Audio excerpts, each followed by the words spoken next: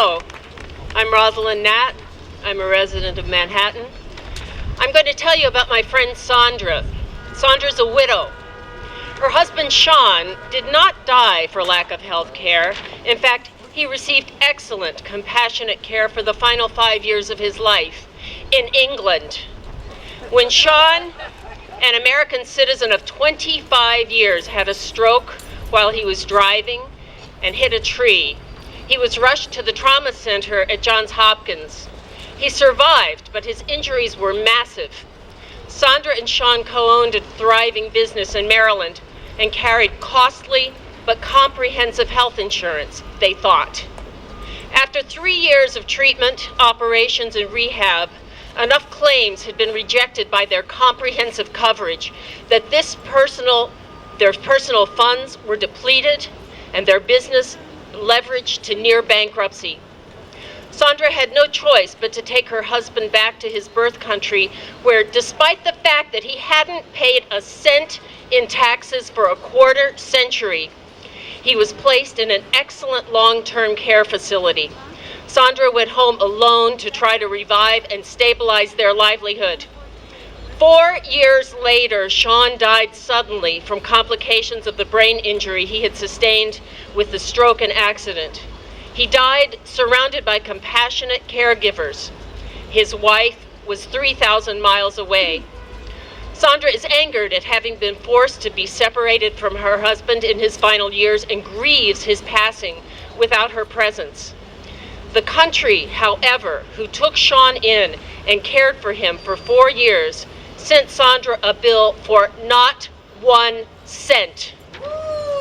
Now, I'm going to talk numbers by my own experience. I want to be a witness to the lie of Fox News. For 4 years, I lived and worked in Europe, covered by a universal health care system.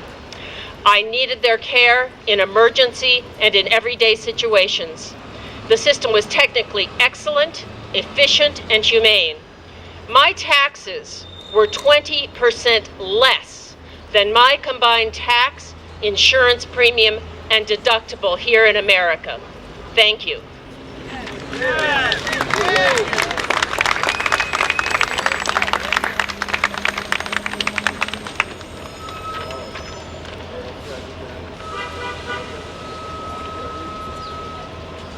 Thank you so much for coming out.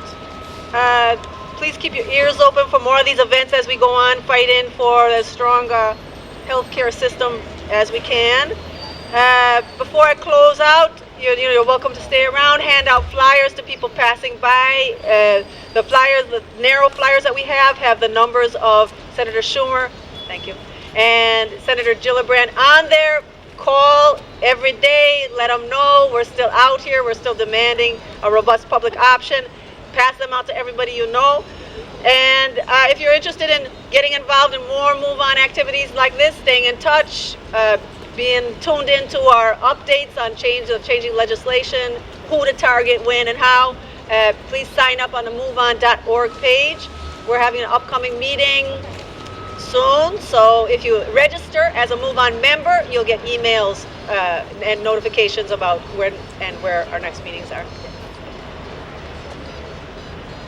And make sure you sign up on the sign-in sheets in the back of at the table at the back of the crowd too. Thank you very much. Yeah.